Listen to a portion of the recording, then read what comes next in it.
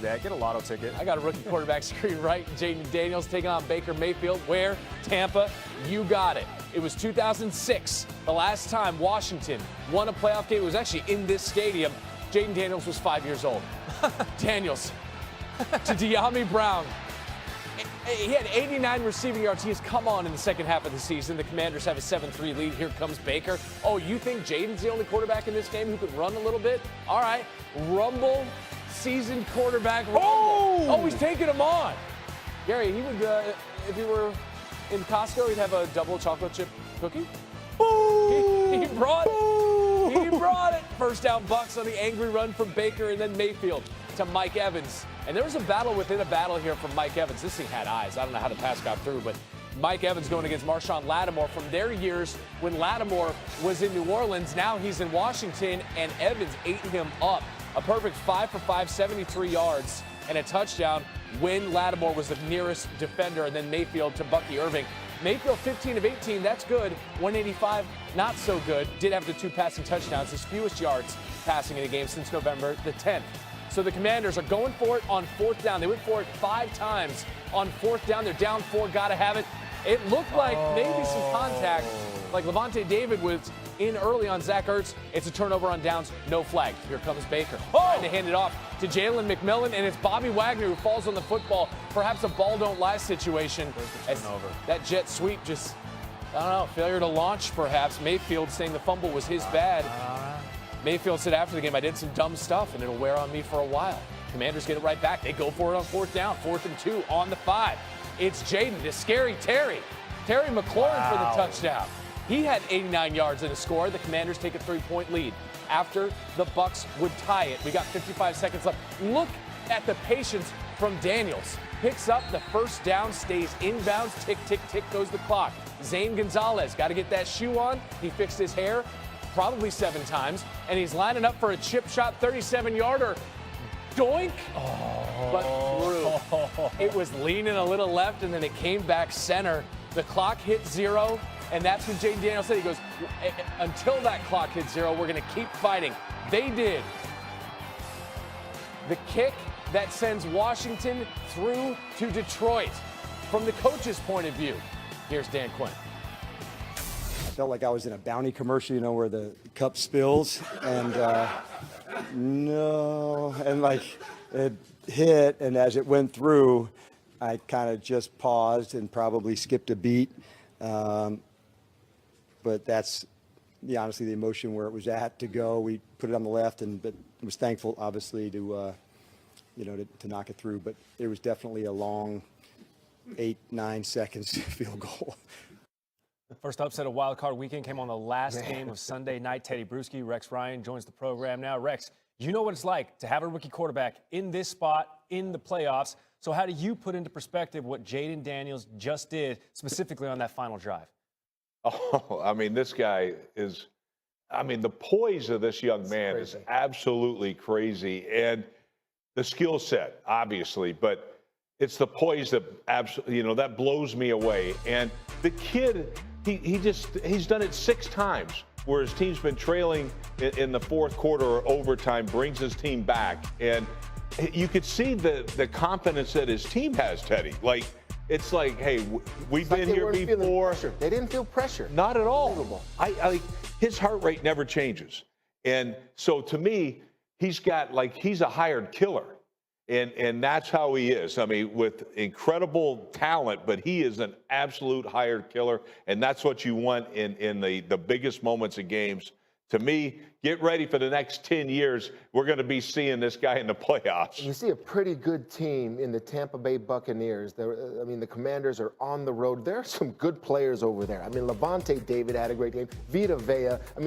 You could see the plan, what they were trying to do in terms of contain him in the pocket. Todd Bowles said it after the game, set the edge on Daniels, but still, he beat their edge. And on that 3rd and 1, where they set up the game-winning field goal, Kalijah Kancey, who I think is a pretty darn good player, has him just dead to rights, right there. Wrap him up, put him down.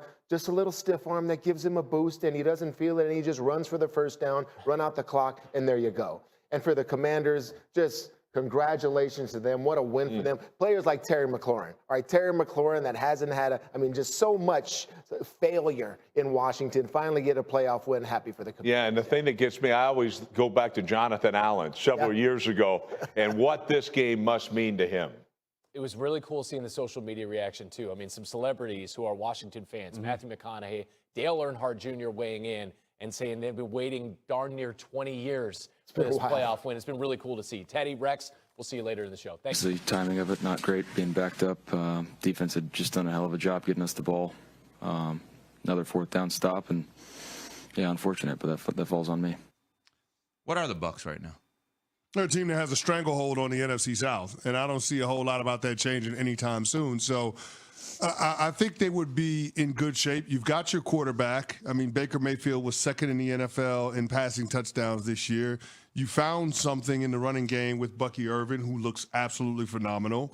Mike Evans is not showing any signs of slowing down. Jalen McMillan is a nice find that you got in the second round out of Washington. And, oh, by the way, you're going to get Chris Godwin back. So you've got a lot of good pieces on that team. And there's no reason to think that the Bucs won't be back in the postseason next year, and with a little more seasoning with their young players, be in a position to go a little bit deeper. And lest we not forget, this is a team that won a playoff game last year. So I don't think it's time to panic in Tampa. I think last night's game is a lot less about them coming up short and a lot more about how special Jayden Daniels is. And boy, is he special. Gosh, the composure from that guy, you would not think he was a rookie. Unbelievable. But I do wonder if punching their ticket to the postseason and or winning potentially one game in the postseason is going to be the ceiling for this Bucs team. Baker Mayfield was great throughout the regular season, but he missed a bunch of opportunities yesterday, had that costly turnover in the fourth quarter. And yes, they have a stranglehold on that division, but that's also because the competition in the division has not stepped up to the plate. And I do wonder if when we look at this Bucs team, because we constantly overlooked them, and I didn't want to do that going into this game.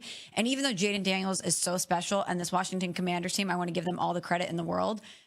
The Tampa Bay Buccaneers should have been able to beat them yesterday. And I just wonder what their ceiling is next year and if it's kind of in the same realm as it's been this year and last year. Have we had the surprise firing yet in your minds? In the NFL? I mean, is Mayo the surprise firing? I'm only asking that because I'm really, really hoping it's not Todd Bowles. No, I don't think there's been conversation all season. Todd Bowles is not getting fired. I hope you're right. He's not getting fired. I think they'd be crazy What's the to do fireable offense? Not that. Well, they won a playoff game last year. They lost one at home to a rookie quarterback. Come on, man. I don't think he should be. I'm just saying there's all kinds of conversations about that. I think it would be absolutely nuts to do that. But I think this is a very tricky team as to what to do moving forward. I like what you're saying. It's like just sprinkle in the tinkering of getting them better, right? And taking advantage of the fact that the division is not very good.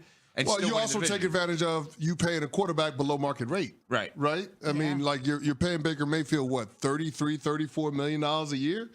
So, I mean, the league, the top of the market for the NFL is 55. So you've got $20 million more than most playoff contenders have when it comes to your overall roster construction. You can do a lot with that moving forward. So I think that has to be the focus for the Tampa Bay Bucs. It's not about trying to go through another coaching search. I think the team is well coached. This is about them trying to improve within the margins, and I think they'll have an opportunity to do so this offseason. Do we give the Commanders a shot next week against the Lions? I'm always going to give Jayden Daniels a shot. The Lions are supremely talented, and they should win comfortably, especially given that they've had the week of rest. But how do you contend with a guy like Jayden Daniels? To ice the game, the Commanders came up with that quarterback sweep, and defensive tackle Kalijah Kancey, who was a first-round pick a couple of years ago, he knew exactly where the play was going, took the angle on Jayden Daniels, and all Jayden Daniels did was stiff-arm him, keep it pushing, get the first down. That enabled Washington to run out the clock and set up a last-minute field goal, and away we go with their win. It's the first time this franchise has won a playoff game in 20 years. And it's the fourth time that we've seen a rookie quarterback win a road playoff game. And let me remind you, two of the other three quarterbacks that won as rookies on the road went on to win Super Bowls. That's what we're talking about with Jayden Daniels. That's how special he is. So losing to a rookie quarterback at home Although on its face it might seem like a fireable offense, losing to Jayden Daniels is something completely different because the rules don't apply when it comes to that kid. Maybe one win away from the greatest rookie season ever. Honestly, that's how amazing this guy has been. ESPN will put an exclamation point on the NFL, wild card weekend. Vikings and the Rams tonight. ESPN, ABC, ESPN2, ESPN Plus, ESPN Deportes. NFL Live will kick off coverage from Arizona at 3 p.m. Eastern, followed by Monday Night Countdown at 6 p.m. Eastern. A reminder, obviously, that game is going to be in Arizona because the wildfires in Los Angeles. If you're able to help, please help people affected. Donate redcross.org/ESPN. That's redcross.org/ESPN to help people recover from these awful, awful wildfires. All right, coming up, we're going to get into what was, as CeCe mentioned, a romp with the Ravens over the Steelers, and what's next for a man that has never had a losing season. We will get to that after CeCe. So pleased to have you along. This should be a good one. We're set, and off we go here on EA Sports. On the return, here comes Cordero Patterson. And they'll bring him down just shy of the 30-yard line.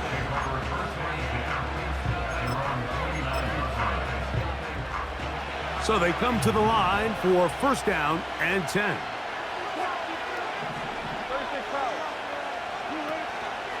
Now a first carry for the Alabama product, Najee Harris. And he's going to be brought down up past the 45.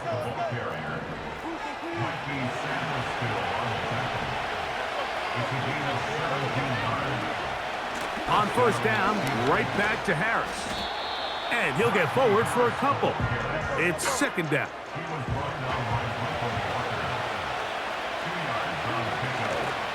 They'll give it to Harris again.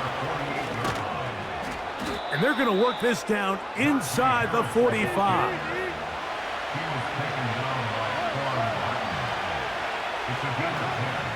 Another run here with Harris. And he'll work forward for about 3. It's second down.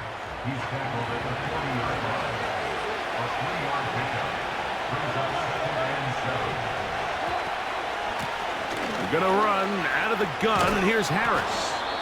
He'll pop this ahead for about 4, but it will set up third down.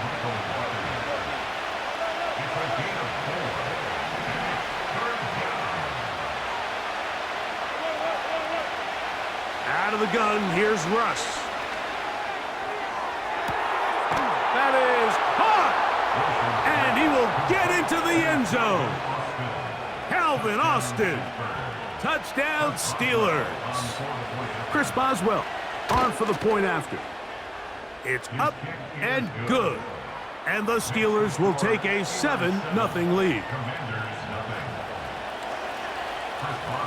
Boswell now following the touchdown. Back out to kick this one off. This kick is fielded in the end zone, but no move to bring it out. It's touchback, and that ball will come out to the 30-yard line.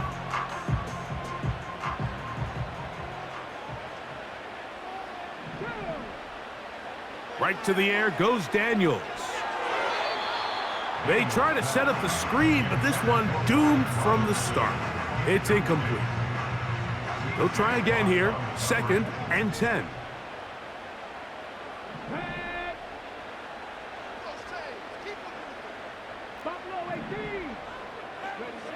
Operating from the gun, it's Daniels.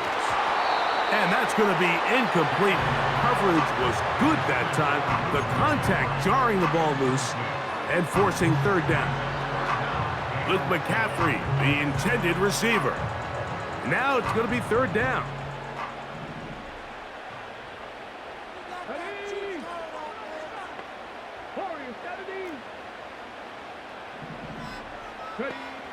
From the shotgun on third down, Daniels.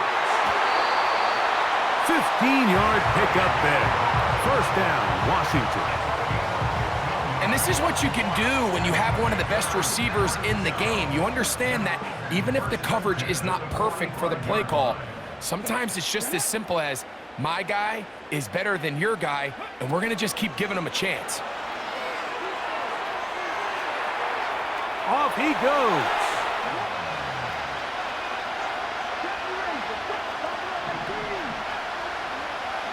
Now on 3rd and forever, he'll look to throw.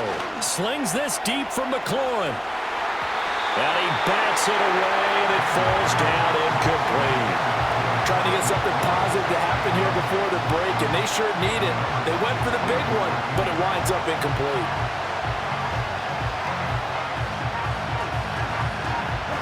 And likely time for one final play here in the half, so they will go for it on 4th down.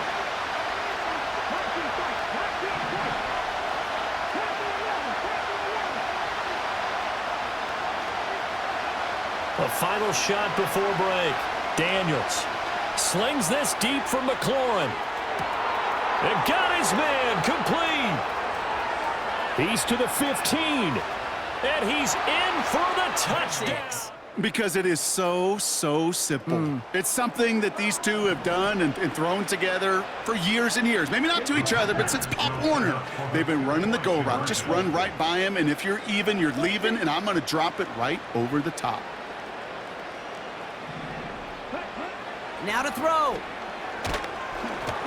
And the conversion is no good as that pass falls incomplete. Going to be a little armchair quarterback after that call. Looked like the defense knew exactly what was coming. Well, time making this all but impossible, but they're going to try for the onside kick here anyway. And this is going to be covered up by the Commanders. That should just about lock up the win.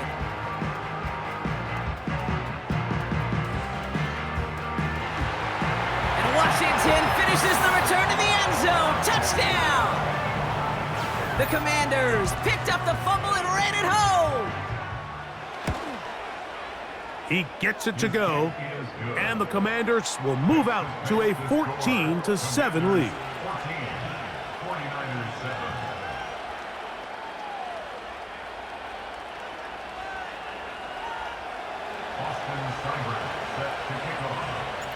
Seibert now following the touchdown. He's out to kick it away. And we'll see a return here from his own end zone. Not much on the return. They'll stop him at the 17.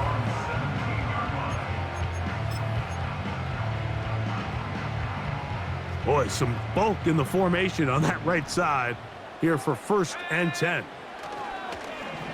A play fake. Now it's I fumbled the football. And the defense has it. And there it is. The defense comes up with the big... Robinson will score. Touchdown, Commanders. So how about that for an answer? They get the touchdown there, and it's back to a one-score game here in the 4th. And that's what these guys have done all game long because they've scratched and slashed their way to stay in this game. And by now, we should all realize they're not going away. Now the pressure again swings to their defense because they're going to need to find some way to get the ball back. All right, now a big 2-point conversion attempt still to come. Daniels going to try and throw for it. And it's intercepted at the goal line. Oh, no, he lost the football. And he will get into the end zone, and a 2-point conversion will cut this down to a 6-point game. Here's Eckler. And he's brought down for a loss. The Commanders in the hurry up. They're hustling for the line.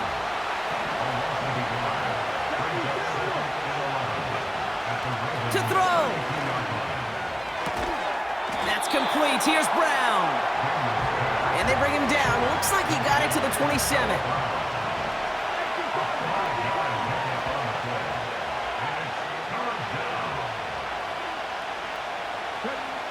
Here he is to throw.